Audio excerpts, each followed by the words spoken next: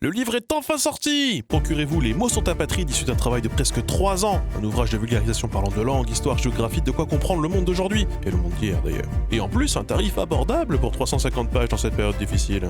Retrouvez-moi bientôt en salon, en convention, librairie, en dédicace. Suivez-moi sur les réseaux pour être tenu à jour. Alors aujourd'hui, on va traiter d'un sujet qui va nécessiter quelques pincettes. Je vous demanderai donc, s'il vous plaît, de ne pas vous faire plus con que vous ne l'êtes, et de suivre jusqu'au bout le propos développé. Je me rends compte que c'est une bien terrible façon de commencer une vidéo. Mais bon, vu le titre et vu le sujet, bon, je pense que c'est quand même malgré tout nécessaire. Voilà, quelques précautions ne font pas de mal. Parce que dans cette vidéo, nous allons parler minorité, immigration et politique, et forcément, bien, je sais que c'est polarisant. Parce qu'il existe en Europe une minorité linguistique issue de l'immigration très mal intégrée. Attention, accent complotiste, dont... Moi j'ai dit bizarre, bizarre, comme c'est étrange.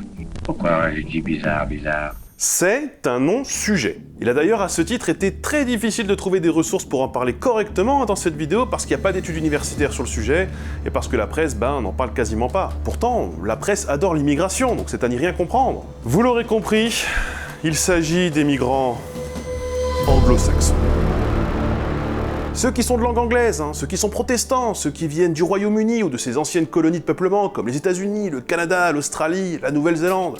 En 2019, les anglo-saxons représentaient en France quelques 205 000 personnes, un chiffre assez impressionnant puisque c'est 3 fois plus que de ressortissants issus des pays du Moyen-Orient, et c'est 2 fois plus que le nombre de Chinois, même si, c'est vrai, on est encore assez loin du nombre de Maghrébins, estimé à 1,2 million, et du nombre de ressortissants issus d'Afrique subsaharienne qui était, toujours en 2019, estimé à 920 000.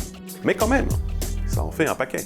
La minorité anglo-saxonne, si elle m'intéresse particulièrement, c'est parce qu'elle se distingue des autres sur 2 choses. La première, c'est qu'elle est considérée non pas comme immigrante, mais comme expatriée, mais ça on va y revenir. La seconde, c'est qu'elle parle anglais et que dans la majorité des cas, eh bien c'est tout. Elle parle anglais et elle parle anglais quoi, elle est monolingue. Leur niveau de français est ras les pâquerettes, et ce sont plutôt aux Français de leur parler dans leur langue pour échanger avec eux. Et sur cet aspect, eh bien la série Emily in Paris est assez fidèle. On va vous prendre le Châteauneuf du Pape. Beautiful choice for a beautiful couple. Alors ce phénomène, il n'est pas propre à la France. Il est présent dans toute l'Union européenne. Et d'ailleurs, lorsque j'habitais moi-même en Autriche, et là, attention, instant anecdote personnelle, j'ai découvert fortuitement cette communauté anglo-saxonne via une amie italienne qui étudiait la traductologie allemande et anglaise. Et c'est via ce canal qu'elle s'était trouvée un mec, irlandais, qui vivait littéralement dans un autre monde. Il était serveur dans un bar anglophone, qui ne servait qu'en anglais, qui n'avait d'ailleurs que du personnel anglo-saxon. Il fréquentait, tout comme les gens de sa communauté, des lieux culturels et de sociabilisation où tout était en anglais, le cinéma en anglais monolingue, les sorties au parc en anglais, enfin bref. Toute sa vie était en anglais. Son contact avec la langue allemande était anecdotique. Même en cas de problème nécessitant un avocat, un plombier ou un contact avec l'administration, il pouvait se référer à des registres répertoriant tous les professionnels parlant anglais et acceptant de traiter dans cette langue avec lui. Et ça, c'est quand même un luxe que beaucoup n'ont pas lorsqu'ils migrent quelque part. Bon, les Français avaient l'habitude de faire pareil à Vienne. J'ai rencontré des Français très peu, j'en ai rencontré, c'était à peu près la même chose. Mais quand même dans une moindre mesure, évidemment, puisque la pression linguistique du français n'a rien de comparable à celle de l'anglais en Autriche. Le français, aujourd'hui, perd complètement de sa superbe, il a plutôt tendance à s'effondrer, et c'est difficile de faire sa vie en français, tout en français, dans un pays qui ne le parle pas. C'est vrai que c'était beaucoup plus simple, il y a un siècle encore, peut-être il y a 2 siècles, et ça l'est toujours dans certains pays, évidemment, d'Afrique notamment, mais rien de comparable, vraiment. Mais revenons à nos moutons, enfin revenons à nos anglophones autrichiens. Et bien il se trouve d'ailleurs que mon ex, elle-même étrangère, s'était retrouvée à donner des cours d'allemand dans cette communauté pour faciliter leur intégration. Le public était essentiellement composé de trentenaires, installés pour les plus anciens depuis 5 ou 6 ans, assurant des emplois de professeurs de langue, dans la communication ou dans d'autres sociétés du tertiaire. Voilà, le business, la com, les services, le tourisme éventuellement, bref. Après le 2e cours où elle a commencé à parler de conjugaison, considérant que la barre était trop haute, eh bien ils ont mis fin à l'expérience. Ils étaient venus avec un cas de conscience, parce que bon, quand même ils ne sont pas dupes, ils voient bien qu'ils vivent dans un vase clos, mais ils avaient lâché aussitôt l'affaire en invoquant un niveau inatteignable et une perte de temps évidemment, et ce en réalité lorsqu'étaient abordées des notions qui sont, en France, des choses qu'on voit quand on a 6 ou 7 ans, quoi. C'est le cas dans la plupart des pays. Sujet, conjugaison, etc., c'est pas des trucs super, c'est pas des trucs incroyables non plus, mais bon. Ce phénomène de résistance à l'intégration, et on parle ici d'un minimum de base, pas d'embrasser tous les codes locaux, eh bien il est d'autant plus fort dans quelques villes d'Europe, comme Bruxelles par exemple, que l'on considère même parfois en voie d'anglicisation. Dans une Belgique toujours bousculée par les problèmes entre francophones et néerlandophones, et surtout lorsqu'il s'agit de la banlieue de la capitale, eh bien l'anglais s'invite partout et en silence. Si le français n'est certes pas menacé par l'anglais dans cette ville, il est toujours bon de rappeler qu'on y parlait encore majoritairement flamand il y a un siècle, et que le contexte politique et social peut conduire, en 2 générations à peine, à de profonds changements linguistiques. Et ça, on en avait d'ailleurs parlé dans la vidéo sur Singapour, souvenez-vous. Le cas de Bruxelles est intéressant puisque la population issue de l'immigration africaine issue des pays francophones tend à consolider le français, alors que l'immigration européenne tend à renforcer l'anglais localement. L'anglais à Bruxelles est tacitement promu dans le cadre de la défense de l'identité européenne et par le statut de capitale de l'Union. Même si l'allemand est en réalité la langue la plus parlée dans l'Union, et, ironie, c'est aussi la langue officielle de Belgique, la moins défendue et la moins enseignée, et même si, double ironie, le Royaume-Uni a quitté l'Union européenne en 2020. Ça fait beaucoup d'ironie quand même. L'anglais est également promu parce qu'il est perçu par les néerlandophones comme un moyen de s'émanciper de la nécessité de parler français dans une société où les francophones ne parlent souvent eux-mêmes pas tellement néerlandais. Pourtant, face à ce nouveau phénomène linguistique, eh bien c'est le néerlandais qui a tendance à perdre le plus de terrain. L'anglais vient chasser le néerlandais dans ses derniers retranchements, alors que le français tient bon à Bruxelles, hormis peut-être dans le secteur culturel où, c'est vrai, l'anglais nique un peu tout le monde et commence à s'imposer vraiment en force. Mais bon, ça va quand même. Et surtout, en Belgique, l'anglais vient remplacer dans pas mal de communes wallonnes l'enseignement du néerlandais, alors que le français reste bien enseigné en Flandre. Il contribue donc à la baisse du niveau moyen en néerlandais des francophones. Les néerlandais, en défendant l'anglais pensant lutter contre le français, contribuent en réalité à la baisse du niveau moyen en néerlandais des francophones. Elle est un peu tendue cette phrase, mais si jamais vous la reprenez et vous la détricotez, vous vous rendez compte que c'est un paradoxe. Le cas de la Belgique, c'est un cas vraiment complexe, mais si ça vous intéresse, eh bien c'est le tout premier chapitre de ce formidable livre qui vient de sortir évidemment. N'hésitez pas à en faire l'acquisition, vous ne serez pas déçus, j'en suis certain. Achetez. En plus, il y a des cartes. Bon, revenons au sujet de base quand même. Pourquoi les anglophones, les anglo-saxons, eh bien ils ne font pas d'efforts? Pourquoi? Qu'est-ce qui les empêche d'apprendre les langues locales au bout d'un moment? Eh bien, si les anglo-saxons ne font pas d'efforts, ce n'est pas qu'ils sont mal intentionnés, qu'ils manifestent une volonté affichée de ne surtout pas s'intégrer. C'est pas quelque chose de tout à fait réfléchi. Ce n'est pas une population perfide, qui d'ailleurs souvent loue le cadre de vie qu'ils ont choisi. Ce n'est pas non plus parce que cette population serait dotée de tels défauts, héritée de leur culture, ou de leur religion, ou que sais-je. Parce que tout ça, on va pas se mentir, c'est rarement de bonnes explications à quoi que ce soit. En réalité, tout ça, c'est une histoire structurelle, c'est une histoire de besoin et de pression linguistique. Les anglophones n'ont pas besoin d'apprendre d'autres langues que la leur, et d'ailleurs, on en avait parlé dans la vidéo sur le grec et le latin à la fac, la plupart des pays anglo-saxons ont réduit à peau de chagrin l'enseignement des langues étrangères sur leur sol, parce que c'est perçu comme une perte d'argent inutile dans un monde qui, toujours plus, parle leur langue à eux. Ajoutez ça au fait que l'anglais est perçu très positivement en Europe, par l'élite en tout cas, qui en défend la promotion et ses intérêts, et qui de plus en plus se forme dans des écoles américaines ou anglaises, et tout ça nous conduit à une situation où, en réalité, en France comme ailleurs en Europe, tout est fait pour qu'à l'université ou à diverses échelles dans la société, les personnes parlant l'anglais bénéficient de conditions favorables d'accueil. Alors bien sûr, ces dispositifs ciblent notamment les touristes ou les étudiants étrangers, qui ne sont pas nécessairement anglo-saxons d'ailleurs, mais qui parlent anglais tout simplement, qui l'ont appris comme nous dans le cadre scolaire. Mais il n'en demeure pas moins que tout cela facilite les choses pour une installation durable pour une population qui déciderait de vivre en anglais. Parce que de toute façon, aujourd'hui, on a complètement dépassé ce cadre. À titre d'exemple, on trouve aujourd'hui en France des offres d'emploi qui privilégient désormais les anglophones natifs, notamment en Île-de-France et dans des secteurs comme la tech, le commerce ou le marketing. Alors évidemment, la France n'est pas forcément l'Eldorado non plus, d'autres pays le sont davantage en Europe pour les anglo-saxons, qui en font régulièrement le classement ou la publicité localement. On ne compte plus le nombre de posts sur Reddit, Quora ou divers blogs abordant cette problématique à base de « Où puis-je vivre à l'étranger sans apprendre la langue locale ?» ou « C'est quoi les pays où il n'y a pas barrière de la langue ?» C'était mon interprétation de l'accent anglais qui n'est pas très bonne. Souvent, dans ces classements, eh bien la Scandinavie se place en bonne position au coude à coude avec les Pays-Bas. Et c'est vrai, les Pays-Bas et la Scandinavie sont un véritable Eldorado pour les anglo-saxons, au point que l'enseignement en langue locale puisse être remis en question. Aux Pays-Bas, 66% des masters sont exclusivement enseignés en anglais, par exemple, et les filières de littérature néerlandaise ont pour beaucoup été substituées par des filières de littérature anglaise. Au Danemark, on va même plus loin puisque l'anglais s'invite désormais jusque dans les services publics. La tendance du bilinguisme de ces pays germaniques a donc un double effet. Rendre sa population toujours plus capable de comprendre et de s'exprimer en anglais, mais dans le même temps, tellement faciliter la vie aux anglophones que ces derniers apprennent d'autant moins les langues locales lorsqu'ils arrivent. Et ça, c'est une situation de bilinguisme asymétrique. Alors, quel est le problème au fond? Eh bien, chacun jugera s'il existe vraiment ce problème en réalité. Parce qu'au fond, on peut décider de s'en foutre. D'ailleurs, moi j'ai pas particulièrement d'avis. Ce qu'on peut noter en revanche, et c'est là où je voulais vraiment vous emmener, c'est qu'il existe une profonde hypocrisie dans le discours anti-migrant en France, et même d'ailleurs en Europe en général. Parce que le combat du communautarisme et l'injonction à l'intégration, il cible en réalité des populations qui sont par bien des aspects moins communautaires et qui s'intègrent mieux que cette minorité anglo-saxonne. On pourrait donc croire qu'il s'agit d'une question de religion, puisque les anglo-saxons sont dans leur majorité luthériens ou évangéliques, et que la nouvelle rhétorique d'extrême droite consiste à cliver les migrants selon la religion, pour cibler l'islam tout particulièrement, et pour justifier dans le même temps l'accueil des Ukrainiens, qui sont des chrétiens orthodoxes. Mais ce n'est évidemment pas du tout une explication suffisante. L'islamophobie et le racisme vont de pair, et les chrétiens de langue arabe, comme les maronites de Syrie, ou comme les coptes en Égypte, ou encore même ceux d'Afrique subsaharienne, eh bien ils font quand même aussi l'objet de ces injonctions à l'intégration. Même d'ailleurs lorsqu'ils viennent de pays anglophones. Tout le discours politique en rapport avec l'immigration cible l'Afrique et l'Asie continentale, eu égard de la diversité de population, de langues ou de religions qu'on pourrait trouver sur ces continents. Et là, c'est le moment où je vous parle d'échelle de valeur des langues. L'échelle de valeur des langues, c'est un peu comme une échelle inconsciente, mouvante et tacite qui sert à juger ou préjuger de la valeur d'une langue. Grosso modo, les langues inconnues ou celles issues des pays sources d'émigration économique, et on va revenir sur cette définition, sont considérées comme inférieures, comme des langues d'immigration, et par le même temps assimilées à des menaces planantes sur notre langue et sur notre culture. De l'autre, il y a les langues des pays riches dont on importe la culture, qui sont considérées comme égales ou supérieures, des langues d'expatriation, et par le même temps, des richeuses pourvoyeuses d'opportunités économiques. De fait, l'échelle des langues n'est pas locuto-dépendante, elle ne dépend pas du nombre de locuteurs d'une langue.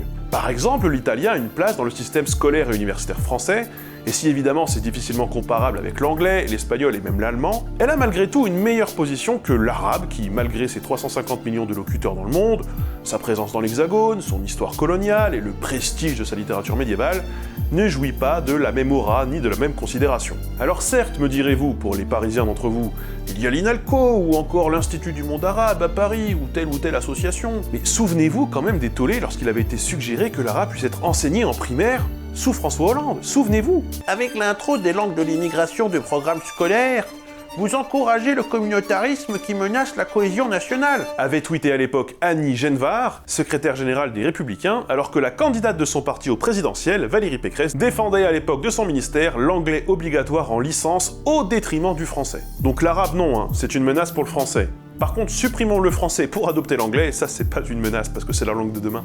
Waouh, cette logique me dépasse. Alors si demain, des Arabes migrent en France en parlant anglais, je pense que leur cerveau ils explosent. Une autre donnée importante à avoir en tête, c'est que le statut des langues évolue. Le russe était autrefois obligatoire dans l'enseignement de nombreux pays du bloc de l'Est, tourné vers Moscou, logiquement, et pourtant le russe est presque un lointain souvenir aujourd'hui, puisque l'anglais s'y est très rapidement substitué après la chute du mur de Berlin. Les produits culturels américains, l'OTAN et l'Union européenne ont remplacé et imposé de nouvelles normes et de nouvelles échelles de valeur. Ça aussi, on en parle là-dedans. N'hésitez pas à acheter. Mais revenons d'ailleurs sur l'italien, parce que c'est un cas super intéressant. L'italien était totalement déconsidéré sous la Troisième République en France, puisqu'il était devenu la première langue de migration au tout début du XXe siècle. La majorité des migrants, la majorité des immigrants en France, au début du XXe siècle, il y a donc un siècle, parlaient majoritairement italien. Comme les Italiens étaient considérés comme des migrants économiques, des migrants qui venaient voler le boulot des honnêtes Français, en tout cas c'est comme ça qu'une partie de la population du champ politique parlait d'eux, ça ne vous rappelle rien ça ça rappelle des trucs quand même. Et tout le discours italophobe qui était vraiment courant à l'époque, eh bien il avait donné lieu à plusieurs attaques célèbres, comme celle du 17 juin 1880 à Marseille, ou celle d'Aigues-Mortes le 16 août 1893, qui avait quand même coûté la vie à plusieurs d'entre eux. Bon, je vous fais pas de dessin, vous avez très bien compris là où je veux en venir. L'italien était alors à l'époque considéré comme une menace linguistique qui justifiait une politique d'assimilation stricte, dont on a vanté d'ailleurs le succès après la Seconde Guerre mondiale. Et pourtant, aujourd'hui, nous voilà, un siècle plus tard, avec une langue italienne qui a un statut qui a drastiquement évolué. Plutôt qu'à une menace migratoire délétère, l'italien est plutôt associé au luxe, à la cuisine, à la culture raffinée, je sais pas moi, les pubs Barilla, Panzani, ce que vous voulez, l'amour, Dove c'è Barilla, c'è casa. Que sais-je encore? La bascule s'est faite en France dans les années 60, où d'une italophobie ordinaire, on passe plutôt à un discours mettant en avant l'affinité culturelle entre les Italiens et les Français. Les Italiens sont alors présentés comme une immigration réussie, notamment parce qu'ils seraient compatibles linguistiquement, culturellement, religieusement, contrairement aux Africains et même aux Espagnols qui étaient les nouveaux flux entrants et sur qui tout le discours xénophobe s'était logiquement déplacé. Et là, le temps me paraît tout choisi pour revenir sur cette histoire d'expatriation et de migration économique. Parce qu'on parlait des anglo-saxons à la base. Et oui, les anglo-saxons ne sont pas des migrants économiques. C'est pas la même chose. Parce que les anglo-saxons, si on écoute les gens en tout cas, ou si jamais on leur pose la question sur comment ils perçoivent cette minorité et ces flux migratoires, eh bien ils nous diront que les anglo-saxons ont un profil radicalement différent. Eux, ce n'est pas pareil. Eux, ce n'est pas pour l'argent qu'ils viennent. Alors comment vous dire que... Il existe bel et bien une migration durable, économique et qui concerne une population qui est encore moins incline que la moyenne à se renseigner sur les coutumes locales, les vieux. Voilà, les vieux qui parlent anglais, les vieux. Enfin, plus précisément, les retraités britanniques. Parce que c'est quand même eux qui forment le cortège de tête. Parce que les Britanniques qui migrent pour des raisons notamment économiques, eh bien c'est ceux que vous rencontrez en Bretagne, où 15% de l'immigration totale de la région provenait, selon les chiffres de 2011, d'Angleterre, ce qui en faisait d'ailleurs la première communauté étrangère dans la région. Mais c'est aussi ceux que vous rencontrerez dans le Périgord, que l'on nomme aussi parfois le Dordogne-shire, comme s'il s'agissait d'une province anglaise comme les autres finalement. Les retraités britanniques sont en France une véritable migration économique. Le court livre euro est souvent cité comme l'une des raisons principales de leur départ vers l'Hexagone, et cette population cible d'ailleurs des zones rurales en France où le coût de la vie est beaucoup plus abordable. Alors désormais, c'est vrai, ils rejoignent d'autres communautés britanniques qui sont déjà installées, il existe un peu une forme de tradition migratoire, et tous ces arrivants eh bien, ne restent qu'entre eux et ne communiquent avec l'extérieur que via leur propre langue. On pourrait d'ailleurs aussi rajouter, pour parler du volet économique, que les retraités britanniques viennent également profiter d'un système de soins qu'ils considèrent comme bien meilleur que le leur, et plusieurs guides leur sont d'ailleurs destinés sur internet pour leur expliquer comment rapidement choper une carte vitale. Parce que quand on est vieux, la carte vitale c'est vital. Tout simplement. L'Espagne connaît aussi le même phénomène et la presse anglaise s'y était d'ailleurs intéressée. No gracias à l'immigration, titrait le Guardian à l'époque. Je l'ai dit avec un accent espagnol, Guardian. En tout cas, c'est comme ça qu'il parlait de ses compatriotes, population qui s'intègre pas du tout. Alors oui, mais me direz-vous peut-être aussi que l'une des raisons du départ britannique, eh bien c'est le climat, les paysages, mais c'est aussi un immobilier beaucoup plus abordable qu'au pays quand même. Et c'est même nouveau, mais des Britanniques achètent désormais des villages ou des pans de villages entiers en Europe. Il y a même une émission qui avait été consacrée au phénomène. Logiquement, il existe un marché de l'immobilier tourné vers cette population, une population qui privilégie d'ailleurs les maisons rénovées par leurs compatriotes. Pour autant, qu'on s'entende bien, la norme c'est plutôt d'avoir des communautés mêlées ou éclatées, liées par un réseau social ou associatif, où l'on trouve d'ailleurs également des Néerlandais, qui eux aussi sont nombreux à s'installer en France et qui parlent anglais. Donc ils se mettent dans ces communautés anglaises et ils vivent en anglais aussi. Pas tous évidemment, mais c'est pas du tout rare de trouver un mec avec des chaussettes dans ses sandales là, en plein milieu d'une communauté britannique. Et ça, quand même, pour le coup, c'est une tradition culturelle à laquelle ils ont l'air de beaucoup tenir, les Néerlandais. Alors pour comprendre les subtilités de l'administration française, les démarches qui leur sont demandées dans le cadre d'une rénovation par exemple, ou encore pour comprendre comment déclarer leurs impôts qu'ils payent désormais en France, eh bien plusieurs membres de ces communautés linguistiques anglophones rejoignent alors les conseils municipaux locaux, tels des émissaires pour faire le lien avec l'État. Ils ont un peu leur messager, leur ambassadeur quelque part. Alors tout ça c'est bien beau, mais qu'est-ce que ça veut dire? Qu'est-ce qu'il faut en tirer comme conclusion? Eh bien d'abord, c'est que moi, je ne suis pas là pour dire si c'est bien ou si c'est mal. En fait, je n'ai pas particulièrement d'avis, je m'en fous un peu. D'ailleurs, c'est mon avis tout à fait personnel, mais je suis sûr que dans des zones très rurales, en voie de désertification, où il n'y a plus du tout de service public, eh bien si jamais, pour faire revivre localement des communautés et des territoires, il fallait filer des villages à des migrants, moi j'y suis honnêtement pas du tout contre. Pour les reloger ici et là, je suis sûr qu'ils seraient très heureux, qu'ils viennent de pays anglo-saxons, ou qu'ils viennent d'ailleurs, que ce soit des Afghans, des Syriens, j'en sais rien, je m'en bats les couilles. Par contre, là où je voulais vous emmener, et je vais vraiment réinsister sur ce point, il y a quand même une différence fondamentale de traitement entre les conditions d'accueil et les exigences d'intégration, entre d'un côté par exemple des retraités britanniques, dont je viens de parler, et de l'autre, eh bien justement des réfugiés syriens, afghans, maliens ou autres. Ça, on ne peut pas le nier, et ça interroge quand même. Parce que bon, imaginez la même chose maintenant si des Namibiens rachetaient des villages entiers et s'installaient en masse dans des régions pour vivre en vase clos dans leur langue, l'Oshiwambo pour la citer, avec des contacts limités à l'extérieur, leurs écoles dans leur langue, leurs universités dans leur langue, des boulots où ils sont recrutés sur le critère de leur langue. Enfin bon, faut pas être sorcier pour savoir que ça deviendrait instantanément un thème de campagne pour Éric Zemmour ou un sujet en prime time sur CNews un jour sur deux. Et d'ailleurs, ma main a coupé que dans les écoles locales où il y aurait des Namibiens, plutôt que d'encourager l'utilisation et la transmission de leur langue et de leur culture, comme on le fait pour l'anglais, eh bien on leur demanderait de l'abandonner en invoquant un mauvais développement, un parasitisme ou des problèmes identitaires, psychomoteurs, tout ce que vous voulez. Ça, on en avait un peu parlé dans la vidéo sur le bilinguisme. Mais en fait, j'y pense, et je vous le dis aussi, même si c'était des Bretons qui décidaient de se rassembler pour vivre à part en langue bretonne, ou même si c'était des Basques, ou même si c'était des Alsaciens, ou des Occitans, ou je sais pas quoi, ce serait un sujet politique et considéré comme une menace tout aussi fantasmée, mais redoutée par une partie du champ politique. Et ça, j'en veux pour exemple tous les débats et les tollés que ça fait quand on veut juste faire de l'enseignement en immersion en langue régionale quelque part en France. Parce qu'aux yeux de l'État, la réalité, c'est qu'il existe, en fait, deux types de bilinguisme. Il y a celui que l'on défend et que l'on promeut, qui est tourné vers les pays en situation d'hégémonie culturelle, d'impérialisme linguistique, et même si ça nuit à notre commerce ou à notre ouverture. Ça, on y reviendra dans une autre vidéo, hein. Mais que tout le monde soit tourné vers d'autres pays qui nous exportent en masse leur culture, c'est une perte d'indépendance sur beaucoup de tableaux, et c'est pas forcément une bonne idée. Mais bon. Et il y a le mauvais bilinguisme, celui que l'on combat, celui auquel on répond par des injonctions à l'intégration, celui qui est perçu comme un danger civilisationnel, une fissure dans l'identité nationale. Alors qu'en réalité, ce bilinguisme correspond à une pression linguistique beaucoup plus faible, voire nulle même parfois. Parce que tout ça ne répond pas à une peur fondée et à une direction réfléchie. Elle suit l'échelle de valeurs dont on parlait juste avant, une échelle qui est fluctuante et dont le principe général est établi par la bourgeoisie qui convoite les langues fortes pour des raisons de prestige, de commerce ou de mode, et par l'économie globale qui dicte les mouvements migratoires, et où sont alors déconsidérées les langues et les cultures des flux entrants, et au contraire, considérer les langues et les cultures vers lesquelles se dirigent les flux sortants. Alors s'il y a bien une chose à retenir de toute cette vidéo, à part le fait que beaucoup de ces thématiques sont évidemment abordées dans ce magnifique livre qu'il faut vous acheter, même si cette vidéo et le livre parlent de deux choses différentes, et donc il faut les deux, évidemment. Bien sûr. Cette vidéo, ce qu'elle essaye de vous faire comprendre, c'est que les anglo-saxons comme minorité ou comme migrants en France, ou même en Europe, c'est un impensé. Et si c'est un impensé, c'est parce que leur origine géographique et leur identité linguistique est tellement valorisée qu'ils en viennent à avoir un traitement totalement différent. C'est l'un des nombreux témoignages de l'impérialisme culturel anglo-saxon.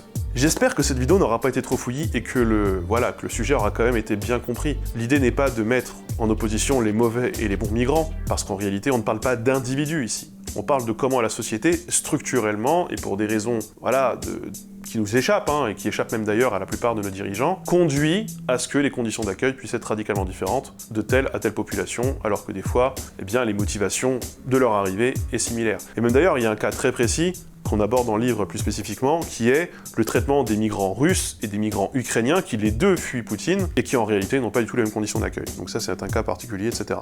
Écoutez, ce livre, ça fait 3 ans qu'il est en développement. Cette vidéo n'est pas 100% basée sur le livre, il y a évidemment beaucoup de nouvelles choses et au contraire, c'est plutôt une annexe, alors que là-dedans sont abordées tout un tas d'autres choses qui parlent de géographie, d'histoire, évidemment, et je ne peux que vous inciter à vous le procurer. En attendant, je vous dis à bientôt et à plus tard.